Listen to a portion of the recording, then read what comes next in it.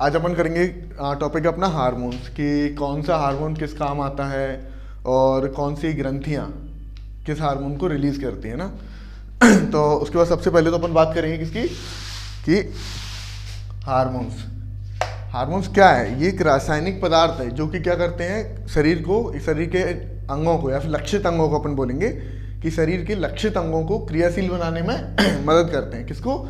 शरीर के लक्षित अंगों को क्रिया करवाने में हेल्प करते हैं। ठीक है, उसके बाद अपन देखेंगे क्या शरीर हार्मोन्स की स्टडी को क्या कहते हैं, एंडोक्राइनोलॉजी।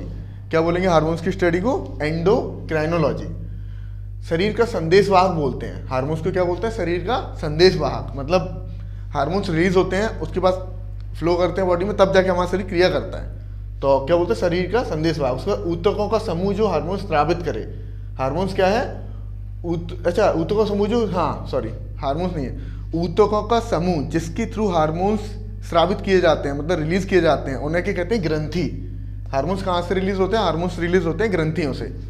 ठीक है, तो ऊतकों का समूह जो हार्मोन्स को स्रावित करता है उसे बोलते हैं ग्रंथि।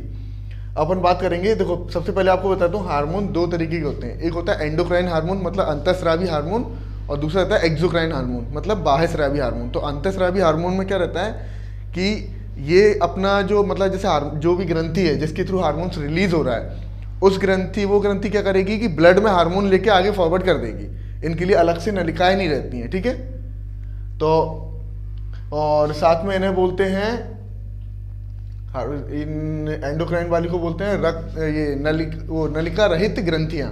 क्या बोलते हैं? नलिका रहित ग्रंथि, डक्टलेस ग्लैंड्स। ठीक है, एंडोक्राइन। अब तो अपन सबसे पहले देखते हैं एंडोक्राइन में कौन से आते हैं, मतलब कि अंतःस्रावी में। ठीक है, याद रखना। उसके बाद में आपको ये पूरे जितने भी सारे अंतःस्रावी के यानी कि एंडोक्राइन के, उसके बाद मैं आपको बताऊंगा एक्सोक्राइन। ठीक है, सबसे पहले देखेंगे पीयूष ग्रंथि। इसका तो शायद बहुत ज़्यादा नाम सुना होगा, सभी ने सुना होगा। पीयूष ग्रंथि यानी कि पिट्यूटरी ग्लैंड। ये इसकी पोजीशन क्या होती है? ये होता है हाइपोथैलेमस के तल में होती है। इसकी पोजीशन क्या है? हाइपोथैलेमस के तल में। इसे मास्टर ग्रंथि ही बोला जाता है। क्या बोला जाता है इसे? मास्टर ग्रंथि। FSH ये जो हार्मोन्स रिलीज करती है, ये क्या है? जो हार्मोन्स ये रिलीज करती है। ठीक है, ये सारे हार्मोन्स हैं जो पीयूष ग्रंथि के द्वारा रिलीज किया था। FSH मतलब फॉलिकल स्टिमुलेटिंग हार्मोन। क्या बोलते हैं FSH को? Follicle stimulating hormone. TSH thyroid stimulating hormone. LH का luteinizing hormone. ADH anti diuretic hormone. और प्रोलैक्टिन। कौन से? FSH, TSH, LH, ADH और प्रोलैक्टिन। ये 5 हार्मोन पिट्यूटरी ग्लैंड या पीयूष ग्रंथि रिलीज करती है। सॉरी। उसके बाद बात करेंगे हम पिनियल ग्लैंड की। कौन सा? Pineal gland. ग्लैंड मतलब क्या होता है? ग्रंथि। ऊतकों समूह जो हार्मोन स्रावित करे क्या कहलाता है? ग्रंथि। तो ये जो हार्मोन किसके थ्रू स्रावित होंगे? पीयूष ग्रंथि। अब आता है पिनियल ग्लैंड की बात। दिमाग के मध्य भाग यानी कॉर्पोरा क्वाड्रिजेमिना। कौन सा? अगर आपने माइंड वाला वीडियो देखा होगा तो उसमें आपको दिख जाएगा कॉर्पोरा क्वाड्रिजेमिना। वहां पे ये पिनियल ग्रंथि पाई जाती है। कौन सी? पिनियल ग्रंथि। ये शरीर की सबसे छोटी ग्रंथि है। तो एक तरीके से ये हाईलाइट करने वाली बात है ना, कि शरीर की सबसे छोटी ग्रंथि कौन सी है? ये वाली है, पिनियल ग्रंथि। और मास्टर ग्रंथि किसे बोलते हैं? वो बोलते हैं पीयूष ग्रंथि को। ठीक है, सब में ऐसे ही जो चीजें मोस्ट इंपोर्टेंट रहेंगी वो मैं आपको टिक लगवाते चलूंगा। तो शरीर की सबसे छोटी ग्रंथि कौन सी है? पिनियल ग्रंथि। और जो पिनियल ग्लैंड है वो कौन सा हार्मोन रिलीज करता है? वो रिलीज करता है मेलेटोनिन हार्मोन। मेलेटोनिन हार्मोन यानी कि जब भी अपन सोते हैं या जागते हैं तो कौन सुलाता है या कौन जगाता है? हमें कैसे पता चलता है कि नींद आ रही है, या फिर कैसे पता चलता है कि हमें उठना है? तो ये काम किसका रहता है? ये होता है मेलेटोनिन हार्मोन का। ये स्लीप एंड वेक साइकिल को फॉलो करता है। क्या करता है? स्लीप एंड वेक साइकिल को कंट्रोल करता है एक ह्यूमन बीइंग की। उसके बाद बात करेंगे हम थायराइड ग्लैंड की। किसकी? थायराइड। ये क्या? स्वर रज्जु के पीछे, यानी कि ये वोकल कॉर्ड। स्वर रज्जु मतलब होता है वोकल कॉर्ड। तो ये वोकल कॉर्ड के पीछे रहता है। ठीक है, ये क्या करता है? ये थायरॉक्सिन हार्मोन रिलीज करता है। कौन सा? थायराइड ग्लैंड क्या करता है? थायरॉक्सिन हार्मोन को रिलीज करता है। और थायरॉक्सिन हार्मोन बॉडी में मेटाबॉलिज्म यानी उपापचय इसे कंट्रोल करता है। तो जैसे कि थायरॉक्सिन हार्मोन बॉडी में रिलीज होगा, ये उपापचय को कंट्रोल करेगा। अगर थायराइड ग्लैंड से थायरॉक्सिन हार्मोन प्रॉपर तरीके से रिलीज नहीं हो रहा है, अगर देखो वो ज़्यादा रिलीज हो रहा है, तो क्या होगा? वजन घटने लगता है। ज़्यादा रिलीज होगा मतलब ग्लूकोज और फैट को पूरी ज़्यादा कंज्यूम करेगा। ज़्यादा कंज्यूम कर लिया तो क्या होगा, वजन घटने लगेगा। जब ग्लूकोज और फैट बॉडी में लगेगा नहीं तो वजन कम होते चलेगा। और अगर ये thyroxine hormone glucose and fat यानी कि उपापचय मेटाबॉलिज्म इसे पूरी तरह नष्ट नहीं कर पा रहा है, मतलब जितना करना चाहिए, तो क्या होगा, ग्लूकोज और फैट बॉडी में जमा होता जाएगा और वजन बढ़ने लगेगा। समझ गए। थायरोक्सिन हार्मोन क्या है, ये मेटाबॉलिज्म को कंट्रोल करता है। अगर सही ठीक ठाक कंट्रोल, मान लो थायरोक्सिन हार्मोन बिल्कुल रिलीज नहीं हो रहा तो बॉडी में क्या होगा, ग्लूकोज और फैट जमने लगेगा और क्या होगा, वजन बढ़ने लगेगा।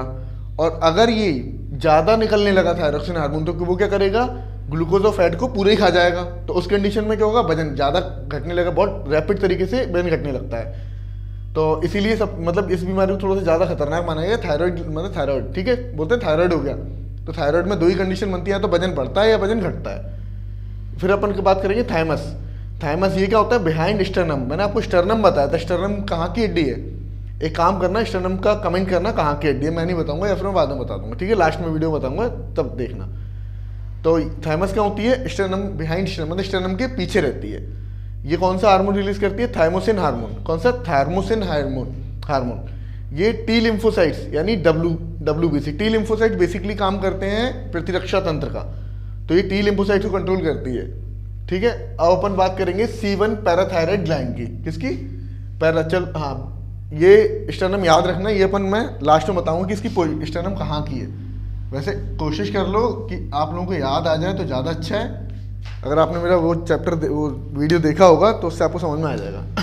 फिर अपन देखेंगे C1 या पैराथायराइड ग्लैंड। ये क्या होते हैं, थायराइड ग्रंथि के ऊपर होते हैं सॉरी, ये होते हैं थायराइड ग्रंथि के ऊपर, ठीक है।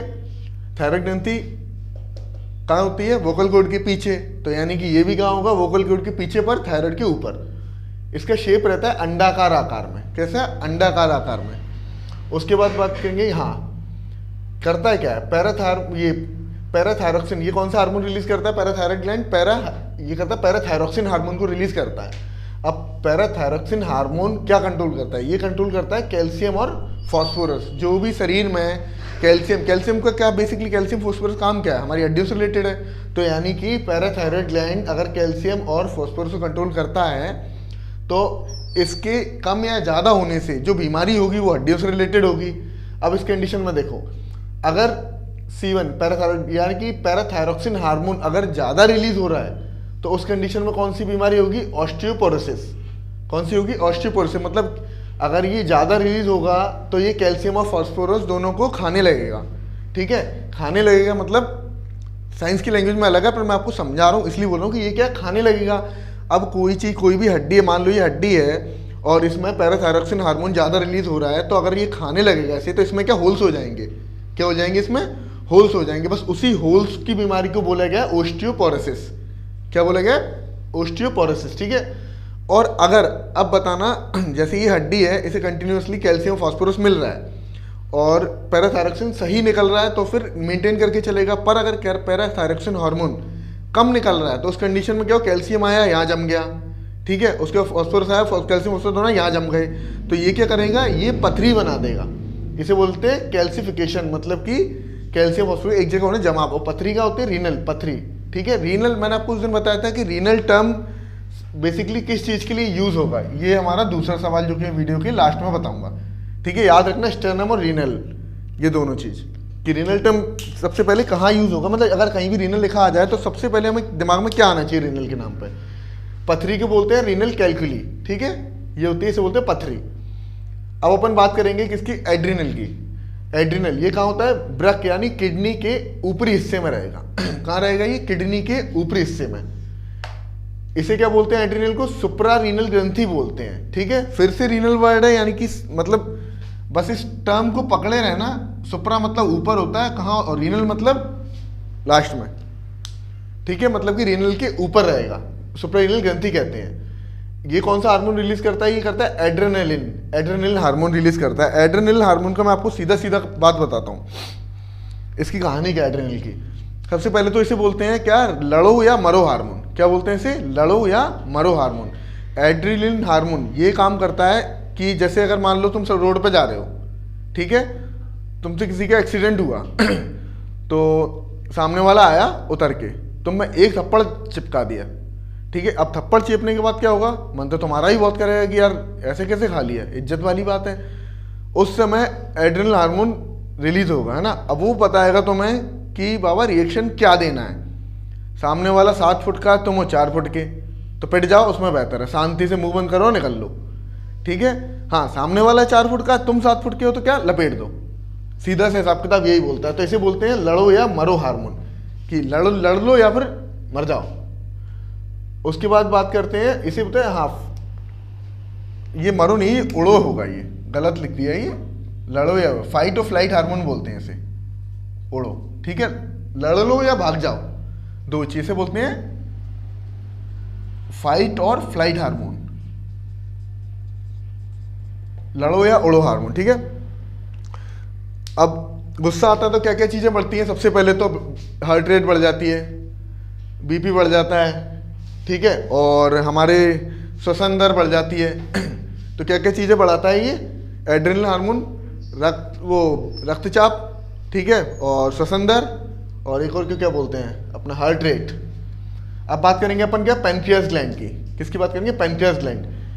अमाशय, लीवर और पकवाशय के बीच क्या क्या ये रहता है, अमाशय, लीवर और पकवाशय के बीच में, सेंटर में, ठीक है। ये कौन सा हार्मोन रिलीज करता है, इंसुलिन हार्मोन। शायद ये लोग डायबिटीज से वो होंगे, उन लोगों को पता होगा कि इंसुलिन की क्या अहमियत रहती है उनकी लाइफ में। अब सुनना, ये कौन सा वो रिलीज कर रहा है, इंसुलिन हार्मोन रिलीज कर रहा है कौन, पैनक्रियास ग्लैंड।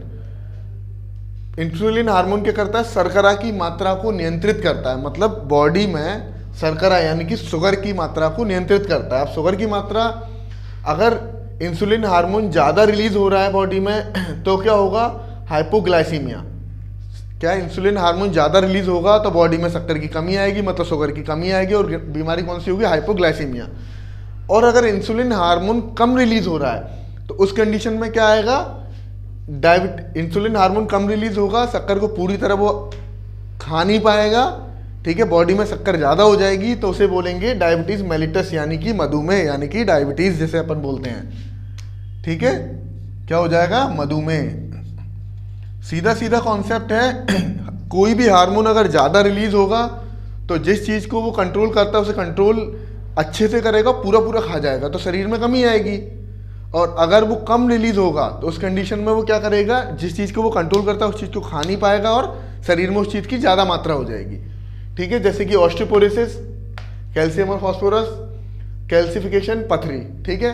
एक में वो ज़्यादा हो रहा है, सॉरी, एक में कम हो रही है, कैल्शियम फॉस्फोरस में कम हो रहा है, एक में ज़्यादा हो रहा है, ठीक है। एक में कम हो रहा है इंसुलिन, एक में इंसुलिन ज़्यादा हो रहा है, सॉरी, इसमें ज़्यादा इंसुलिन हो रहा है, इसमें कम हो रहा है, ठीक है। अब अग्नाशय की थोड़ा सा बात कर लें। एकमात्र ऐसा वो है ग्लैंड जो भोजन भी पचाता है और हार्मोन भी रिलीज करता है, क्योंकि देखो इंसुलिन कहाँ से रिलीज होता है, पैनक्रियास ग्लैंड से, ठीक है। तो अग्नाशय, तो जो भोजन भी पचा रहा है अमाशय, याद रखना, अमाशय एकमात्र ऐसा अंग है जो भोजन भी पचाता है और हार्मोन भी रिलीज करता है। अब ये बताओ इंसुलिन निकलता कहाँ से, ये अग्नाशय की लैंगरहैंस की दीपिका में बीटा सेल द्वारा स्रावित किया जाता है। कौन से, लैंगरहैंस की दीपिका। सीधा सीधा क्वेश्चन ये लिखा था, लैंगरहैंस की दीपिका में बीटा सेल द्वारा स्रावित किया जाता है, ठीक है। सॉरी। अब अपन बात करेंगे मेल गोनेड्स की या फिर टेस्टिस की। तो टेस्टिस से कौन सा हार्मोन रिलीज होता है, इसे बोलते हैं टेस्टोस्टेरोन। क्या बोलते हैं इसको, टेस्टोस्टेरोन। और जो मेल गोनेड्स के सेकेंडरी सेक्सुअल कैरेक्टरिस्टिक्स हैं वो कौन से हैं, एक मेल की वॉइस कैसी होती है, सब जानते हैं, हैवी, वियर्ड ग्रोथ होती है, दाढ़ी आती है, और बॉडी कैसी होती है, मस्कुलर। किसके कंपैरिजन में, अब ये मत सोचना कि आप कंपैरिजन किसी जानवर से, भैंस से कंपैरिजन कर लो फिर को कि हमारी बॉडी से ज़्यादा तो भैंस की बॉडी मस्कुलर है। तो ये कंपैरिजन हो रहा है फीमेल की बॉडी से, ठीक है। उसके बाद बात करेंगे हम फीमेल गोनेड या ओवरीज या फिर जिन्हें कहते हैं जनन पिंड, ठीक है। अब ये जो फीमेल गोनेड्स हैं वो 2 हार्मोन रिलीज करते हैं। कौन से, प्रोजेस्टेरोन और एस्ट्रोजन। तो सबसे पहले बताऊंगा प्रोजेस्टेरोन काम का। प्रोजेस्टेरोन क्या करता है, गर्भ धारण के लिए आवश्यक होता है। किसके लिए आवश्यक होता है, गर्भ धारण के लिए। और उसके साथ साथ प्रोजेस्टेरोन फीटस की ग्रोथ भी करता है। फीटस क्या होता है, ये मैं अभी आपको नीचे चित्र बनाने से बताता हूँ फीटस क्या होता है, ठीक है। फीटस, चलो यही बताता हूँ, ठीक है। फीटस, भ्रूण जिसे कहते हैं हम, एम्ब्रियो कहते हैं, जैसे क्या बोलते हैं, फीटस, भ्रूण या एम्ब्रियो, इनकी ग्रोथ करता है। और दूसरा हार्मोन है एस्ट्रोजन हार्मोन। ये क्या करता है, maturation of egg in every 28 days from any of the 2 ovaries. Female की 2 ओवरीज में से निकलने में 28 दिन के अंदर, क्या हर 28 दिन एक अंडे को मैच्योरेट करके ओवरी में लाता है, जिससे क्या होता है कि प्रेगनेंसी, उसी एग से प्रेगनेंसी आती है। ठीक, कितने, हर 28 दिन में एक एग मैच्योर होके सीधा ओवरी से निकल के बाहर आ जाता है। अब ये आप देख लो कि शायद आपने देखा होगा, जैसे प्रेग्नेंट लेडी होती है वो रनिंग वनिंग भी कर लेती है तो इतना ज़्यादा इफेक्ट नहीं पड़ता। उसका कारण क्या है, ये एमोटिक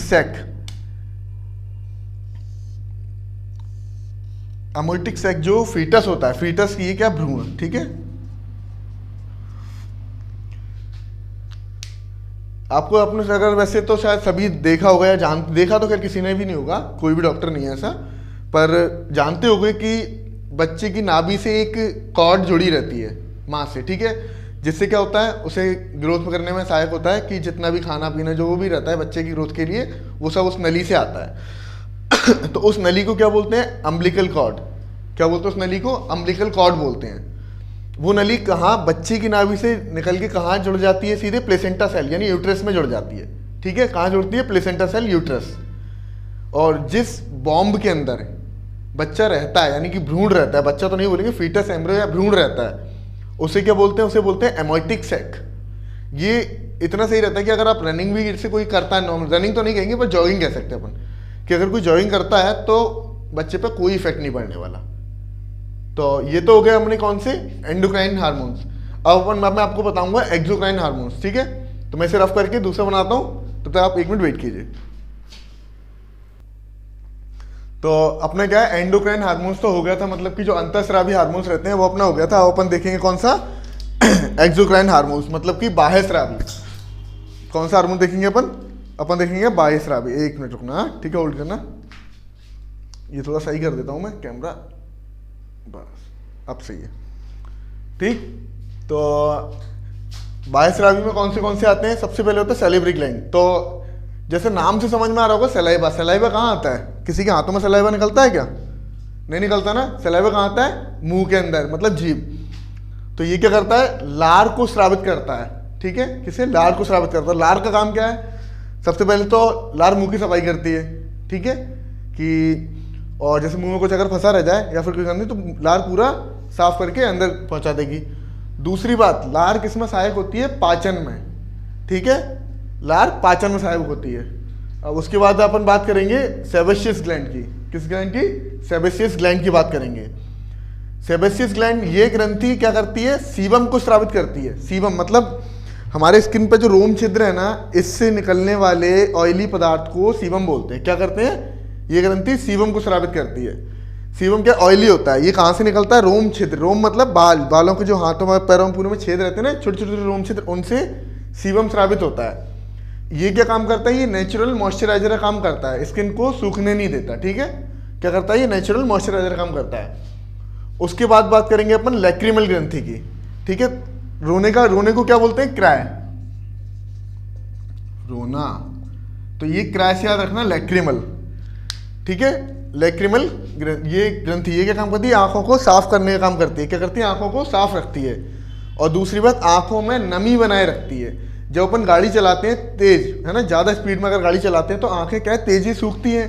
तो आपने ध्यान दिया होगा कि ये ग्रंथि थोड़ा ज़्यादा एक्टिव हो जाती है और आंखों में आंसू आने लगते हैं। वो इसलिए आते हैं कि जितनी तेज हवा लगेगी आंखें उतनी जल्दी सूखेंगी, और इसका काम तो आंखों में नमी रखना है। तो आंखों में नमी रखने के चक्कर में ये क्या, आंसू निकालती है फिर, ताकि आंखें गीली रहें, सूखे ना। उसके बाद बात करेंगे अपन स्वेट ग्लैंड्स की। स्वेट मतलब पसीना, स्वेद को स्रावित करता है। क्या करता है, स्वेद यानी कि पसीने को स्रावित करता है। कौन सी, स्वेट ग्लैंड। और पसीना, पता है ना, बॉडी में पसीना क्या काम करता है, बॉडी में पसीना तापक्रम को नियंत्रित करने का काम करता है, यानी बॉडी टेम्परेचर को मेंटेन करने का काम करता है पसीना हमारा, स्वेट। अब आते हैं हम लैक्टिमल ग्लैंड। लैक्टिमल ग्लैंड क्या करता है, ये दुग्ध का उत्पादन करती है। ये ग्रंथि क्या करती है, दुग्ध का उत्पादन करती है। ठीक है, नवजात शिशु को पोषण मिलता है इससे। किससे मिलता है, लैक्टिमल ग्लैंड दूध का उत्पादन करती है, इससे नवजात शिशु को पोषण मिलता है। सबसे बड़ी बात यह है कि ये ग्रंथि जो है नर एवं मादा दोनों में होती है, मतलब कि महिला एवं पुरुष दोनों में कौन सी ग्रंथि होती है, लैक्टिमल ग्रंथि। ठीक है, अब ये लैक्टिमल ग्रंथि एक्टिव कैसे होती है, इसका काम बताता हूँ। देखो कि दुग्धावस्था में कब आते हैं, कि मतलब दुग्ध कब देने लगते हैं। लैक्टिमल ग्रंथि को एक्टिव होने के लिए दो हार्मोन की जरूरत है, उनका नाम है प्रोजेस्टेरोन और लैक्टिमल। कौन सा? प्रोलैक्टिन। ठीक है, तो प्रोलैक्टिन हार्मोन तो मिल जाता है। उसके बाद क्या है, अपन ये जो प्रोजेस्टेरोन हार्मोन था, जब हम एंडोक्राइन हार्मोन्स पढ़ रहे थे तो उसमें फीमेल गोनेट्स में आपने देखा होगा एस्ट्रोजन और ये प्रोजेस्टेरोन दो हार्मोन रिलीज होते हैं। तो जब शिशु पैदा हो जाता है उसके बाद क्या प्रोजेस्टेरोन हार्मोन रिलीज होता है और प्रोजेस्टेरोन और प्रोलैक्टिन दोनों मिलके मेमोरी ग्रंथि को सक्रिय करते हैं। तो जब ये हमारे पास है, उसके बाद अगर किसी पुरुष में प्रोजेस्टेरोन हार्मोन इंजेक्ट कर दिया जाए तो यानी कि वो भी दूध का उत्पादन कर सकता है, यानी कि वो क्या कर सकता है, दूध का उत्पादन कर सकता है। ठीक है, तो ये तो आज हो गया हमारा हार्मोन्स का टॉपिक। अब कल अपन करने वाले हैं इसमें से कल अपन करेंगे क्या, कल मैं काम करूंगा जितने भी चीज़ों की स्टडी है वो सारी स्टडी करा दूंगा आपकी, किसको मतलब किस चीज़ के अध्ययन को क्या बोला जाता है। ठीक है, अब हम बात करेंगे, मैंने आपको दो टर्म बताए थे, कौन से बताए थे, रीनल और स्टर्नम। अगर समझ पाओ तो समझ जाना, वरना फिर मैं बता तो रही हूं तुम्हें। ठीक है,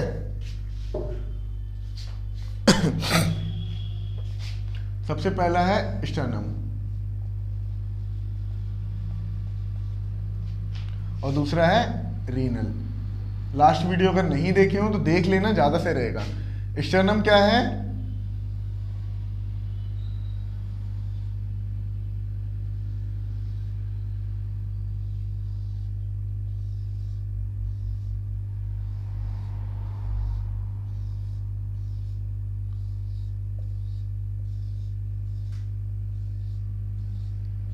ये कौन सी हड्डी लग रही है, ये चित्र पर मत जाना, बहुत गंदा बना होगा। ठीक है, ये कौन सी बोन है, चेस्ट बोन, यानी चेस्ट बोन के मिडिल में ये क्या है, स्टर्नम, इसे बोलते हैं स्टर्नम बोन। ठीक है, ये स्टर्नम हो गई। अब किडनी पता नहीं कैसी बनेगी,